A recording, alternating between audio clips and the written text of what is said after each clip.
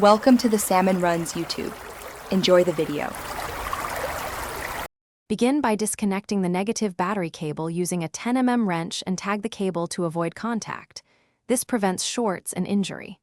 Park the 2008 Jeep Liberty on level ground, set the emergency brake, and raise the front with a jack, placing a 12-inch jack stand under the frame for safety.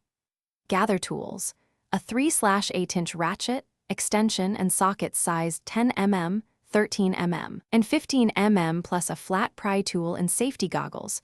Wear gloves and eye protection. Remove the battery and the airbox assembly to clear access. You may need to remove the battery tray for extra room and set wiring aside. From above, or from below with the Jeep safely supported, label and disconnect the small signal wire and the larger battery cable attached to the starter solenoid to avoid miswiring during reinstallation.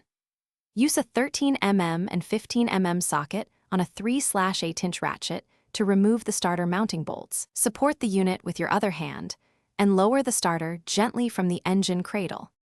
Position the replacement starter into the housing, align the bolt holes, and hand thread the mounting bolts to avoid cross-threading. Then tighten evenly with a 13 mm and 15 mm socket until snug. Reconnect the large battery cable to the starter main terminal and the small signal wire to the solenoid terminal, ensuring clean, tight connections and no frayed insulation. Reinstall the battery tray, airbox, and battery.